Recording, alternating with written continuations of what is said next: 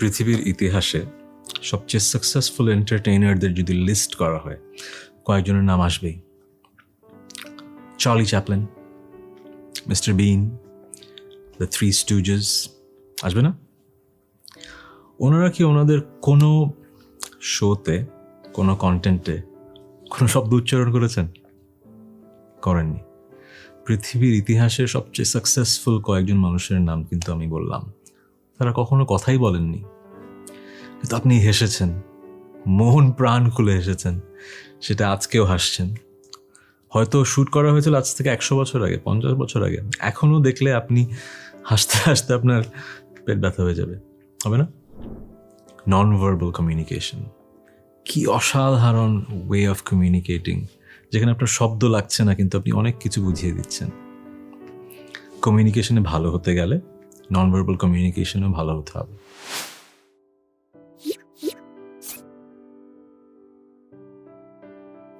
আমরা নন verbal communication নিয়ে আগের একটা লেকচার একটু কথা বলেছি, আজকে কিছু স্পেসিফিক অ্যাডভাইস দেব। এই অ্যাডভাইসগুলো যদি আপনারা মেনে চলেন তাহলে আপনাদের কমিউনিকেশন স্কিল সেট অনেক স্ট্রং হবে। প্রথম টিপস হচ্ছে আপনার অ্যাপিয়ারেন্স নিয়ে, আপনি নিজেকে কিভাবে উপস্থাপন করছেন। টপিকটা একটু ভাস্ট, আমি একটা একটা করে অ্যাডভাইস আপনাদের সামনে উপস্থাপন করব। অ্যাপিয়ারেন্স বলতে আসলে কি বোঝায়? অনেক কিছু বোঝায়। প্রথমত, আপনি কি পরিধান করেছেন, that's your appearance, part of your appearance. কিন্তু শুধু জামা কাপড় কিন্তু অ্যাপিয়ারেন্স না, আপনি ওভারঅল কিভাবে নিজেকে ক্যারি করেন সেটাও কিন্তু পার্ট অফ ইউর অ্যাপিয়ারেন্স। ধরেন একটা মানুষ খুব পরিপাটি হয়ে কোনো একটা ইন্টারভিউতে গেছেন, কিন্তু তিনি যখন হাঁটছেন শব্দ হচ্ছে। অনেকে আছে না, জুতো শব্দ করে করে হাঁটে, দেখতে হয়তো খুব পরিপাটি লাগছে, খুব সুন্দর লাগছে, কিন্তু ওই যে যেভাবে হাঁটছেন সেই কারণেই হয়তো ইন্টারভিউয়ার শুরুতেই বিরক্ত হয়ে গেলেন, হতে পারে। কিন্তু সো অ্যাপিয়ারেন্স বলতে কিন্তু not only what you wear but how you carry yourself. এখানে অনেক ইন্ডিভিজুয়াল টিপস আছে, সব তো এক লেকচারে শেষ করতে পারবো না, কিছু জিনিস আপনাদের বুঝিয়ে দেই। ছেলেরা যেসব কালার পড়তে পারে, মেয়েরা যেসব কালার পড়তে পারে, তা কি এক? Depends on culture. আপনি যেই দেশে আছেন সেই দেশে কোনটা অ্যাকসেপ্টেবল সেটা আপনাকে বুঝতে হবে। ধরেন একটু লাউড কালারের একটা স্যুট পরে কি আপনি ইন্টারভিউ দিতে যাবেন? হয়তো যাবেন না। আমি হয়তো একটা লাউড গ্লিটারি স্যুট পরে স্টেজে উঠে গান গাইতে পারবো, কিন্তু আমি যখন এরকম একটা সেটিংয়ে লেকচার দিতে আসবো, সেই একই জ্যাকেট পরে কি আসবো না। এই নলেজটা কি ওভার দি ইয়ার্স আপনাকে বুঝে নিতে হবে। কিছু নলেজ আছে যেটা বন্ধুদের সাথে আড্ডার ছলেই শেখা যায়, কিছু নলেজ আছে ক্লাসরুমে টিচার বলে দেয়, কিছু নলেজ আছে বাবা মা বলে দেয়। যেরকম ফর্মাল অ্যাটায়ারের সাথে সাদা মোজা পরতে হয় না, এটা আসলে আমি কোথায় শিখেছি, এক্স্যাক্টলি কোথায় শিখেছি আমি জানি না, কিন্তু আমি জানি সাদা মোজা কখনো এক্সপোজড হতে হয় না। আপনি যদি চান, এখন ফ্যাশন ট্রেন্ডে আছে নো শো সক্স পরা, সেটা পরা যায়, কিন্তু ফর্মাল এনভায়রনমেন্টে পরা হয়তো গুড আইডিয়া না। কোথাও যাওয়ার আগে টেকিং আ শাওয়ার, যেন আপনার বডি ওডর মানুষকে বিরক্ত না করে, একটু কোলোন দেয়া, these are part of your appearance, these matter. কিন্তু এটাও বুঝতে হবে, কোলোন দেব তাই বলে এতটাও দেব না যে যিনি আমার সামনে বসেছেন, যে যার সাথে কমিউনিকেট করছি, তিনি আসলে কোলোনের গন্ধে বিরক্ত হচ্ছেন, ইটস এ ডিস্ট্রাকশন, সেটাও কিন্তু হওয়া যাবে না। এখন এই কথাগুলো কি আসলে কোথাও লেখা আছে, এগুলো কি মুখস্থ করতে হয়? না। Over the years you have to learn these things. Your appearance matters because people will জাজ you based on your appearance. এখন এই কথাটা কিন্তু কন্ট্রোভার্সিয়াল, আপনার কথাটা পছন্দ নাও হতে পারে, কিন্তু কথাটা কিন্তু সত্যি। প্রতিটা মানুষ আরেকজন মানুষকে জাজ করছে। একটা ফানি উদাহরণ দেই, ধরেন নতুন একটা বিয়ে হয়েছে, শাশুড়ি বৌমা দাওয়াত খেতে গেছেন। এখন যেখানে দাওয়াত খেতে গেছেন সবাই কিন্তু জাজ করছে নতুন বউটা কীরকম শাড়ি পরলো, কীরকম গহনা পরলো। অনেকে হয়তো বলবে খুব হালকা গহনা পরে এসেছি, এরকম ঘটনা কি ঘটে? ঘটে কিন্তু। সো আপনার এই ফিজিক্যাল অ্যাপিয়ারেন্সের কারণেই কিন্তু আপনাকে শুরুতেই জাজ করে ফেলেছে। আমরা বলি না শুরুতে দর্শনধারী পরে গুণ বিচারী, ব্যাপারটা কিন্তু সেরকম। আপনি যখন শ্যাবি আয়রন ছাড়া শার্ট পরে একটা ইন্টারভিউতে ঢুকছেন, আপনি যত মেধাবী হন, হয়তো টেবিলের অপর সাইডে যিনি আছেন ওই শার্টটা দেখেই ডিসিশন নিয়ে নিয়েছেন আপনাকে আর হায়ার করবে না। এটা কিন্তু ইন আ ওয়ে কন্ট্রোভার্সিয়াল। একটা মানুষকে হায়ার করা উচিত তার মেধার জন্য, কিন্তু হয়তো বেশিরভাগ সময় ওই শার্টের কারণে হায়ার করা হবে না, কারণ শার্টটা ময়লা ছিল। এটা কি ফেয়ার? এটা তো ফেয়ার না। মানুষকে হায়ার করা উচিত তার মেধার বিচার করে। এই কারণেই বলছি, কথাটা আপনাদের কাছে একটু কন্ট্রোভার্সিয়াল লাগবে, কিন্তু পৃথিবীটাই এরকম। এই কারণে আমাদের অ্যাপিয়ারেন্স নিয়ে কিন্তু একটু হলেও চিন্তা করতে হয়। হ্যাঁ, অনেকে এই কনসেপ্টের ঊর্ধ্বে উঠতে পারেন, কিন্তু সেই জায়গায় যাওয়াটা কঠিন। সো আমি যে ব্যাপারটা আপনাকে বোঝাতে যাচ্ছি, appearance is not only what you wear, it's how you carry yourself, it's how you smell, it's how you comb your hair. Everything is appearance. Appearance matters because non-verbal communication-এ সব কিছু একটা কমিউনিকেট করে। আপনি কোথায় যাচ্ছেন, কার সাথে কমিউনিকেট করছেন, সেটা জেনে বুঝে আপনার অ্যাপিয়ারেন্স সেট করে আপনি যদি যান, আপনার কমিউনিকেশন ইজি হবে। Next step is understanding your facial expression and eye contact.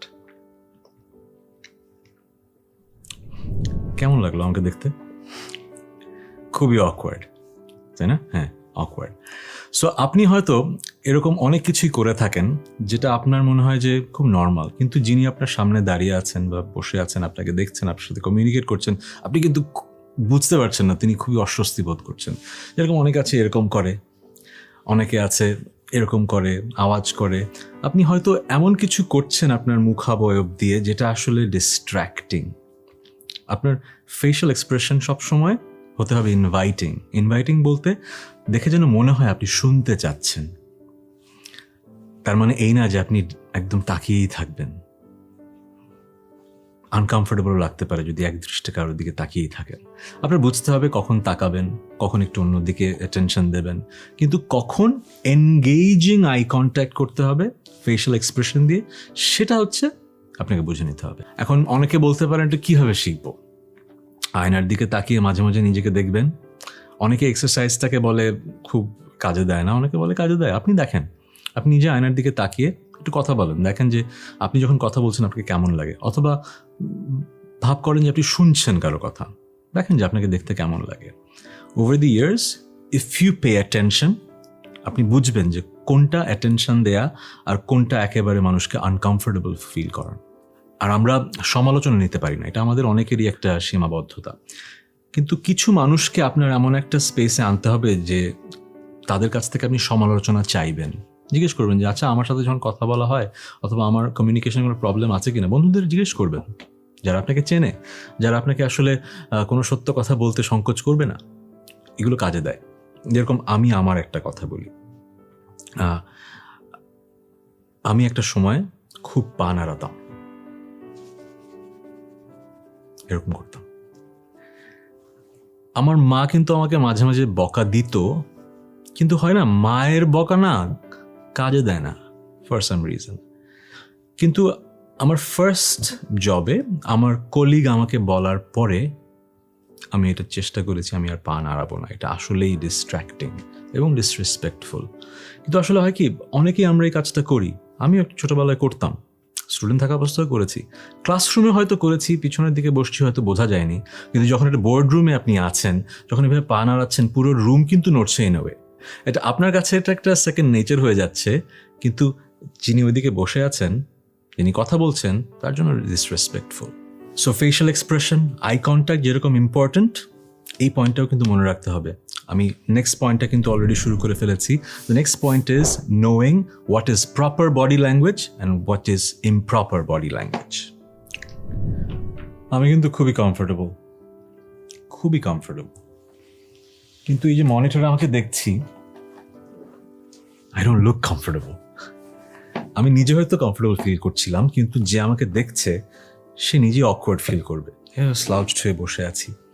এখন বডি ল্যাঙ্গুয়েজ কোথায় কোনটা অ্যাপ্রোপ্রিয়েট এটা শেখানো কঠিন, কিন্তু আমরা বাবা মার কাছ থেকে, পরিবার পরিজনের কাছ থেকে, শিক্ষকদের কাছ থেকে কিন্তু শিখে ফেলি যে কোথায় কিভাবে বসতে হবে, কোথায় কিভাবে দাঁড়াতে হবে। এখন অনেক কিছু আছে আমরা জেনেও ভুল করতেই থাকি। যেরকম অনেকে আমরা জানি যে আমাদের দেশে বাঁ হাত দিয়ে কোনো কিছু দেয়া নেয়া, দিস ইজ ইনঅ্যাপ্রোপ্রিয়েট আমাদের দেশে, কিন্তু পাশ্চাত্যের বেশিরভাগ দেশে এটা কিন্তু কোনো সমস্যা না। এখন আপনি যদি কারোর সাথে কথা বলছেন, কথা বলার সময় যদি বাঁ হাত বেশি নাড়াচাড়া করেন, তাহলে এটা কি অ্যাপ্রোপ্রিয়েট না ইনঅ্যাপ্রোপ্রিয়েট? উত্তর কি দেবেন? উত্তরটা খুবই ইন্টারেস্টিং। কিছু মানুষের সাথে আমি কথা বলে দেখেছি, তারা এই ব্যাপারটাকে খুব নেগেটিভলি দেখে। আবার কিছু মানুষ বাঁ হাতে কিছু জিনিসের আদান প্রদানটাকে নেগেটিভলি দেখলেও কথা বলার সময় বাঁ হাতটা নাড়াচাড়া করাকে নেগেটিভলি দেখে না। সো একটা দেশে একই সংস্কৃতির মাঝেই কিন্তু বিভিন্ন রকমের মানুষ থাকে যারা একটা জিনিসকে অ্যাপ্রোপ্রিয়েট ভাবে, আবার একই জিনিসকে আরেকজন ইনঅ্যাপ্রোপ্রিয়েট ভাবে। সো আপনাকে ফিরে যেতে হবে সেই লার্নিংয়ে, যে knowing your audience, knowing the people, যে কোন বডি ল্যাঙ্গুয়েজটা কার জন্য অ্যাপ্রোপ্রিয়েট সেটা বুঝে আপনাকে কাজ করতে হবে, কথা বলতে হবে। কিছু বেসিক গাইডলাইন্স আছে। গুরুজনদের সামনে কিভাবে দাঁড়িয়ে আমরা কথা বলি? আমরা কিন্তু বলি না। আমরা কি গুরুজনদের সামনে পা উঠিয়ে কথা বলি? বলি না। সো আমাদেরকে বুঝতে হবে হুজ আর পিপল, তাদের সাথে কোন বডি ল্যাঙ্গুয়েজ অ্যাপ্রোপ্রিয়েট আর কোনটা ইনঅ্যাপ্রোপ্রিয়েট। নন ভার্বাল কমিউনিকেশনের অনেকগুলো টিপসই তো আপনাদের বলে ফেললাম, একটা টিপস মিস হয়ে গেছে। এটা আসলে টিপস বলা যাবে না, এটা এটিকেট আসলে। Knowing your personal boundaries and the other person's personal boundaries. Personal boundary মানে কি? আমাদের প্রত্যেকের কিন্তু একটা পার্সোনাল স্পেস আছে। আমি যখন আপনার সাথে কথা বলছি, আমি আপনার কতটুকু কাছাকাছি যেতে পারবো, এটা কি ফিজিক্যাল ডিস্টেন্স মেপে আমি জানি? আপনি জানেন না। কিন্তু আমাদের কালচারে কিন্তু আমরা শিখে যাই যে একই জেন্ডারের মানুষ হলে তার কত কাছাকাছি যে কথা বলা যায়, অপর জেন্ডারের মানুষ হলে তার কত কাছাকাছি যে কথা বলা যায়, কাকে কথা বলার সময় স্পর্শ করা যায়, ঘাড়ে হাত দেয়া যায়, কাকে কথা বলার সময় স্পর্শ করা যায় না, ঘাড়ে হাত দেয়া যায় না। এই ব্যাপারগুলো কিন্তু আমাদের নিজে থেকে শিখে নিতে হয়, আমাদের পরিবারের কাছ থেকে। আমি আপনাকে এক ভিডিওতে শেখাতে পারবো না, কিন্তু আমি আপনাকে যেটা বলতে পারবো, that you have to respect the other person's personal space. আমি আশা করি আমি বোঝাতে পেরেছি প্রক্সিমিটি দিয়ে কী বোঝাতে চাচ্ছি। শেষ করবো একটা ছোট্ট গল্প নিয়ে। আমি যখন MBA করছিলাম যুক্তরাষ্ট্রে, আমাদের একটা ক্লাস ছিল এটিকেট। সো সেখানে আমাদের যিনি ফ্যাকাল্টি ছিলেন, তিনি দুটো ছবি দেখাচ্ছিলেন, মনে আছে। মধ্যপ্রাচ্যের দুজন পুরুষ একে অপরকে জড়িয়ে ধরছেন, গ্রিট করছেন। আবার আরেকটা হচ্ছে ল্যাটিন আমেরিকার দুজন, একজন পুরুষ একজন নারী একে অপরকে জড়িয়ে ধরছেন, গ্রিট করছেন। তিনি যেটা বলেছেন যে এক এক কালচারে পার্সোনাল স্পেস এক একভাবে দেখা হয়। ল্যাটিন আমেরিকাতে একদম নতুন পরিচয় হয়েছে এরকম মানুষ আপনি কিন্তু হাগ করবেন যদি অপর জেন্ডারের হয়। আবার মধ্যপ্রাচ্যে অপর জেন্ডারের মানুষ হলে আপনি কিন্তু কখনোই জড়িয়ে ধরে গ্রিট করবেন না। সো পার্সোনাল স্পেসটা is very much culture specific. মধ্যপ্রাচ্যে দুজন পুরুষ দেখা হলেই কিন্তু গালে গালে চুম্বন করবেন, তাদের রীতিনীতিতে সেটা আছে। ল্যাটিন আমেরিকায় দুজন পুরুষ কখনোই এভাবে করে চুম্বন করবেন না। আমি যেটা বোঝাতে চাচ্ছি, আমাদের দেশের কালচারে প্রক্সিমিটিটা কেমন আমরা জানি। দূরত্ব বজায় রেখে কথা বলতে হয়, আমরা সেটা বলবো। অপরিচিত কাউকে স্পর্শ করতে হয় না কোনোভাবেই, সেটা আমরা করব না। আমরা এমন কিছু করব না that makes the other person feel uncomfortable. So শেষ করবো এই কথাটা বলে, নন ভার্বাল কমিউনিকেশন খুবই ইম্পর্ট্যান্ট একটা টপিক উইদিন কমিউনিকেশন। বেশিরভাগ আমাদের শিক্ষাটা আসে আমাদের পরিবার থেকেই, আমাদের স্কুল কলেজ থেকেই। প্রতিনিয়ত আমাদের শিখতে হবে। কিন্তু এখানে মজার যে ব্যাপারটা হচ্ছে, কোথাও কিন্তু লেখা নেই যে এটাই রুল। সব রুলই কিন্তু চেঞ্জ হচ্ছে, কারণ কালচার চেঞ্জ হয়, কালচারের নর্মস রিচুয়ালস কিন্তু চেঞ্জ হয়। যেরকম আগে একটা সময় ছিল ঈদের দিন আমরা সবাই কিন্তু সালাম করতাম আমাদের গুরুজনকে, এখনকার জেনারেশনে কিন্তু সেটা করানো যায় না। সো কালচারাল নর্মস চেঞ্জ হবে, নন ভার্বাল কমিউনিকেশনের নর্মসগুলো চেঞ্জ হবে। আশা করি আমরা এমনভাবে চেঞ্জ হব যেন একে অপরের জীবনটা সুন্দর হয়, লেস কমপ্লিকেটেড হয়। Thank you.